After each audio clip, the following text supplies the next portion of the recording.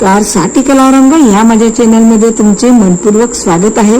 मित्रांनो, आज आपण एक सुपरफूड बद्दल बोलणार आहोत, ते म्हणजे सब्जाच्या बिया। हे नाव तुम्ही ऐकलंच असेल। तुमच्यापैकी बरेच जण याचा आहारामध्ये वापर पण करत असतील। तो बहुतांशी लोकांना सब्जाबद्दल सविस्तर शास्त्रोक्त माहितीच नसते, त्यामुळे त्यांना या बिया फायदा होण्याऐवजी तोटाच होऊन बसतो। आणि म्हणूनच आजच्या व्हिडिओमध्ये मी तुम्हाला सब्जांच्या बिया कधी खायच्या, किती प्रमाणामध्ये खायच्या, कोणी खायच्या, कोणी नाही खायच्या, ही खात असताना काय नेमकी काळजी घ्यायची, कशा पद्धतीने त्या खाल्ल्या पाहिजेत, जेणेकरून आपल्याला याचे शास्त्रोक्त औषधी सगळे फायदे नैसर्गिकरित्या भेटतील। आणि त्याबद्दल सविस्तर शास्त्रोक्त माहिती तुम्हाला समजेल अशा भाषेमध्ये सांगणार आहे। मात्र विनंती अशी आहे की नेहमीप्रमाणे हा व्हिडिओ तुम्ही पुढे न पळवता शेवटपर्यंत नीट लक्ष देऊन त्याच्या मागचं शास्त्र समजून घ्या। अजून एक विनंती आहे, जर चॅनल वरती नवीन असाल किंवा आजपर्यंत आपलं चॅनल तुम्ही सबस्क्राईब केलं नसेल तर आता लगेचच बाजूचा बेल आयकॉन बटन दाबून चॅनल सबस्क्राईब करा, आणि जेणेकरून आरोग्यविषयक अत्यंत महत्त्वाचा अभ्यासपूर्ण आणि शास्त्रोक्त माहिती तुम्हाला मिळून राहील। चला तर मग तुमचा वेळ वाया न घालता व्हिडिओला सुरुवात करूया। मित्रांनो, बऱ्याच लोकांमध्ये सब्जाच्या बिया आणि चिया सीड यांच्यामध्ये कन्फ्युजन होत असतं। त्यांना वाटतं की हे सेमच आहे, मात्र हे वेगवेगळे आहे। लक्षात ठेवा, याच्यातला फरक तुम्ही या व्हिडिओमध्ये बघू शकता। मी सांगतो तुम्हाला, सब्जाच्या बिया ज्या असतात ना त्या एकदम काळ्या भोर दिसतात, आणि चिया सीड ज्या असतात ना त्या एकदम पांढरट किंवा करड्या रंगाच्या असतात। चिया सीड थोड्या मोठ्या आकाराच्या असतात, जेव्हा सब्जाच्या बिया मात्र थोड्याशा छोट्या दिसतात। सब्जाच्या बिया जेव्हा आपण भिजू घालतो पाण्यामध्ये, त्या साधारणपणे 5 ते 10 मिनिटांमध्ये एकदम फुलून येतात। चिया सीड मात्र पाण्यामध्ये टाकल्यानंतर त्यांना फुलण्यासाठी जवळजवळ अर्धा ते 2 तास लागतात। त्यांचे न्यूट्रिशन व्हॅल्यू सुद्धा वेगवेगळे आहेत। सब्जामध्ये फायबर जास्त आहे, चिया सीड मध्ये ओमेगा 3 फॅटी ऍसिड जास्त आहे। तर आज आपण फक्त सब्जाच्या बियाबद्दल सविस्तर शास्त्रोक्त माहिती घेणार आहोत। या सब्जांच्या बियांमध्ये नेमकं असं काय आहे जेणेकरून आपल्याला याचा अतिशय चांगला फायदा होतो? का आपण याला सुपरफूड म्हणतो हे ऐकल्यानंतरही तुम्हाला देखील आश्चर्य वाटेल, आणि आजपासूनच मी सांगितल्याप्रमाणे सब्जाच्या बिया खायला तुम्ही सुरुवात करणार याची मला 100% खात्री आहे। मित्रांनो, या सब्जाच्या बियांमध्ये कॅलरीज तुलनेने कमी आहे, फायबर जास्त प्रमाणामध्ये आहेत। साधारण 100 ग्राम सब्जाच्या बियांमध्ये 40 ग्राम इतकं कार्बोदीट आहे। आता कार्बोदीट म्हटल्यानंतर तुम्हाला वाटेल वजन वाढेल का, साखर वाढेल का, तर असं अजिबात नाही बरं का। हे कार्बोदक फायबरच्या स्वरूपामध्ये असल्यामुळे याचा आपल्याला अतिरिक्त चांगला फायदा होणार आहे। 100 ग्राम सब्जाच्या बियांमध्ये साधारणतः 20 ग्राम प्रोटीन आहे, साधारण 20 ग्राम चांगले फॅट आहे। यांच्यामध्ये खास करून ओमेगा 3 आणि ओमेगा 6 फॅटी ऍसिड आहेत। एवढंच नाही तर कॅल्शियम, मॅग्नेशियम, पोटॅशियम सारखी वरदान ठरणारी खनिजे देखील आहेत, आणि अँटीऑक्सिडंटनी देखील खचाखच भरलेले आहे। यामुळे आपल्याला हे वरदान ठरणार आहे। आता पाहू यांचे 10 शास्त्रोक्त फायदे कुठले कुठले आहेत। तर सर्वात महत्वाचा गुणधर्म म्हणजे की फायदा सब्जांच्या बियांमध्ये आहे, तो म्हणजे सब्जा शरीराला नैसर्गिक रीतीने थंडावा देतात। ह्या बिया शरीरामध्ये थंडावा ठेवत असल्याने आपल्या शरीरातील जी काही उष्णता निर्माण झाली आहे त्या उष्णतेमुळे मुरूम, पुटकुळे यायला लागलेत, काळे डाग पडायला लागले, त्वचेवर विकार व्हायला लागले, पित्त व्हायला लागले, आग व्हायला लागली, शरीरामध्ये सगळीकडे जलन व्हायला लागली, डोळे आग मारायला लागले, लघवी जळजळ करायला लागली, संडासाच्या ठिकाणी आग व्हायला लागली। या सगळ्या उष्णतेच्या त्रासाला दुरुस्त करण्याची नैसर्गिक ताकद या सब्जाच्या बियांमध्ये आहे। त्यामुळे शरीराला नैसर्गिक थंडावा मिळतो।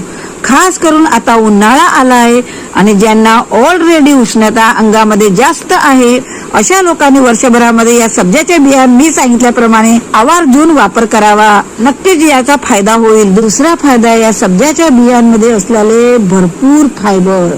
जेव्हा हे फुलून येतात आणि आपण त्याला ज्या वेळेस गिळून टाकतो पोटामध्ये, तेव्हा आपलं पोट लवकर भरल्यासारखं होतं, जास्त वेळासाठी भरल्यासारखं राहतं. आणि जेव्हा आपण याला जेवणाच्या आधी घेतो 15-20 मिनिटं किंवा अर्धा तास, तेव्हा तुमच्या रक्तातील साखर देखील खूप चांगल्या प्रकारे नियंत्रित राहण्यासाठी नैसर्गिक मदत होते.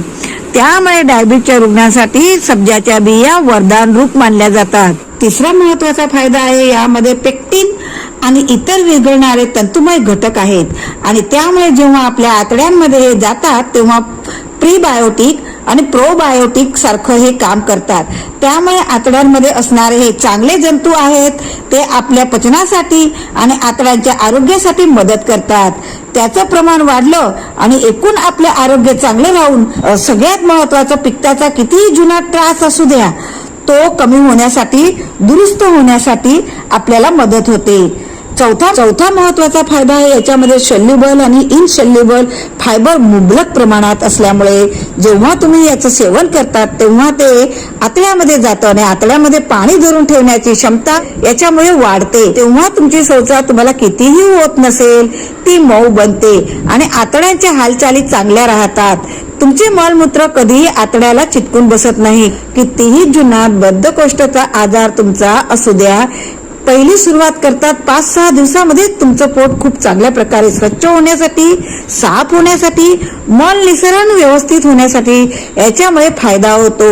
आणि याचाच परिणाम म्हणून गॅस होण्यापासून, पोट गच्च होण्यापासून मुक्ती मिळते आणि पचनशक्ती एकदम टकाटक होते. पाचवा महत्वाचा फायदा, याच्यामध्ये मुबलक प्रमाणामध्ये अँटीऑक्सिडंट आहे, ज्याच्यामुळे आपल्या शरीरामध्ये तयार झालेले जे फ्री रेडिकल्स आहेत, जे विषारी घटक आहेत, ते खूप चांगल्या प्रकारे काढून टाकण्यास मदत करते. त्याची एक्शन न्यूट्रलाइज करण्यासाठी मदत होते आणि याचाच परिणाम म्हणून त्वचेचे किंवा केसाचे आरोग्य चांगले राहण्यासाठी नंबर 1 फायदा होतो.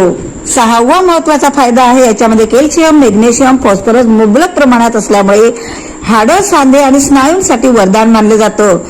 7वा फायदा आहे, याच्यामुळे मुबलक प्रमाणामध्ये लोह आहे, ज्याच्यामुळे हिमोग्लोबिन म्हणजेच की लाल रक्तपेशी खूप चांगल्या प्रकारे तयार होण्यासाठी मदत होते. निमिया, रक्तक्षय झाला असेल किंवा दम लागत असेल किंवा अजून काही तुमच्या ऑक्सिजन कॅरली कॅपॅसिटी रक्तातील कमी झाली असेल, हिमोग्लोबिन कमी झाल्यामुळे, तर अशा वेळी ती देखील दुरुस्त होण्यासाठी नैसर्गिक मदत या सब्जाच्या बियांमध्ये असणाऱ्या लोहामुळे होत असते. 8वा फायदा आहे, याच्यामध्ये ALA मुबलक प्रमाणात आहे.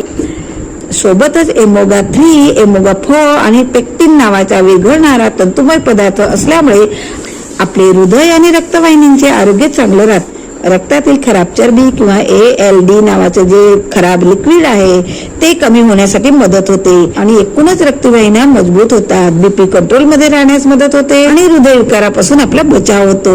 व महत्वाचा फायदा आहे, याच्यामध्ये फेरोनाइटस आणि पॉलिफेनॉल नावाचे अँटीऑक्सिडंट मुबलक प्रमाणात असल्यामुळे यांच्यात अँटी इन्फ्लेमेटरी की दाहाच्या विरुद्ध काम करण्याची क्षमता असल्यामुळे संधिवात किंवा कुठल्याही वेदनाच्या आजारामध्ये खूप चांगल्या प्रकारे आपल्याला मदत करणार आहे. आणि 10वा महत्वाचा फायदा आहे की दरवेळेस तुम्ही जेवणाच्या आधी म्हणजे की 15-20 मिनिटं आधी जर या बियाचे सेवन केले तर तुम्हाला तुमचे पोट भरल्यासारखं वाटू लागतं. तुमच्या पोटामध्ये जास्तीची कॅलरी, जास्तीचा आहार जाण्यापासून बचाव होतो. त्यामुळे तुमचं वजन वाढत नाही आणि ते नियंत्रण मध्ये राहण्यासाठी आणि तुमचे नैसर्गिकरित्या फिट होण्यासाठी मदत होते. तर हे झाले 10 शास्त्रोक्त फायदे. आता सगळ्यात महत्वाचं, सब्जाच्या बिया किती प्रमाणात खायच्या आहेत, कशा पद्धतीने खायच्या आहेत, कुठल्या वेळेला खायच्या आहेत आणि कोणी खायच्या आहेत आणि खाताना काय काळजी घ्यायची आहे, कोणी नाही खायच्या आहेत, तर हे सगळं आता आपण पाहूया. त्याच्या आधी माझ्या चॅनलला सबस्क्राईब करून द्या. सबस्क्राईब करायला तुम्हाला 2 सेकंद लागणार नाही, पण माझे मनबळ वाढेल. सगळ्यात पहिल्यांदा पाहूया की किती प्रमाणात खायच्या. दिवसभरामध्ये तुम्ही 10 ते 15 ग्राम म्हणजेच की चहाचे 2 चमचे किंवा 1 टीस्पून म्हणजे की मोठा चमचा जो असतो तो भरून तुम्ही खाऊ शकता.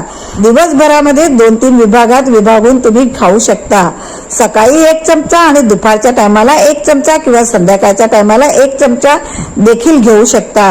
किंवा सगळ्यात चांगलं सकाळी उपाशीपोटी जर सब्जाच्या बिया तुम्ही घेतल्या तर त्यात अजून उत्तम राहणार आहे. हे सगळे फायदे मिळवण्यासाठी तुम्हाला त्याची मदत होणार आहे.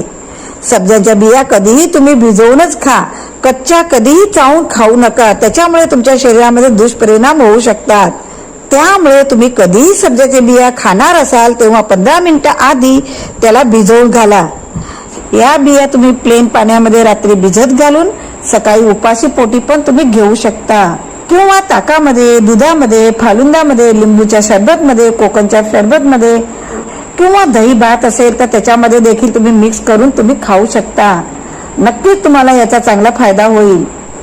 आता पाहूया सब्जाच्या बिया कोणी खाऊ नये आणि खात असताना कोणती काळजी घ्यावी. जर सब्जाच्या बिया खाल्ल्यानंतर तुम्हाला काही विशेष त्रास होत असेल, याच्यामध्ये असणारे विशेष घटकाची काही एलर्जी असेल तर तुम्ही ते खाऊ नये.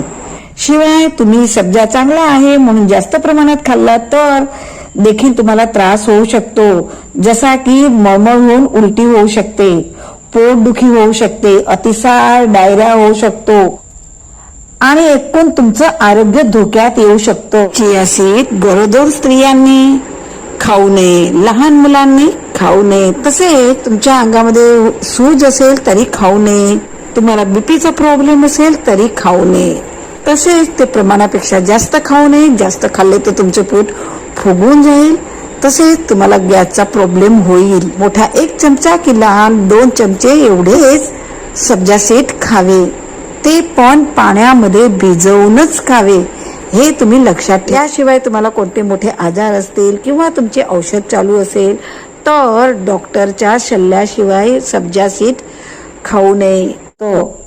काही जण विचारतील की आम्हाला किडनी स्टोनचा आजार आहे तर आम्ही या बिया खाऊ शकतो का? तर हो, नक्की खाऊ शकता, कारण की स्टोनच्या आजारामध्ये देखील या सब्जाच्या बिया तुम्हाला वरदान रूप ठरू शकतात. त्याचं कारण असं आहे की सब्जाच्या बियांमध्ये मुबलक प्रमाणामध्ये एसिडिक ऍसिड आहे, ज्याचा परिणाम तुमच्या किडनीमध्ये जर कॅल्शियमचे खडे असतील तर ते विरघळण्यासाठी मदत होते. एवढेच नाही तर सब्जाच्या बियांमध्ये नैसर्गिक डायरेक्टिक प्रॉपर्टी आहे, म्हणजे की किडनीच्या माध्यमातून शरीरामधील जमा झालेले जे विषारी घटक आहेत ते जास्तीच्या लघवीने बाहेर निघून जातात आणि ते जास्तीची लघवी तयार करून बाहेर काढून टाकण्यासाठी मदत होते. त्यामुळे एक चांगलं किडनीचं डिटॉक्स होते. एकूण शरीराच्या रक्ताचं शुद्धीकरण होण्यासाठी देखील या सब्जाच्या बियांचे फार मोठा फायदा होतो.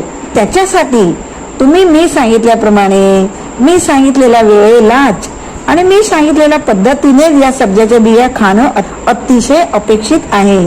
आता हा सब्जा मिळतो कुठे?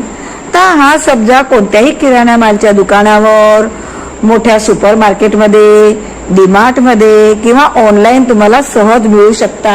जण असे विचारतील की सब्जाच्या बिया घेतल्यानंतर नाश्ता करावा का, किती वेळाने करावा?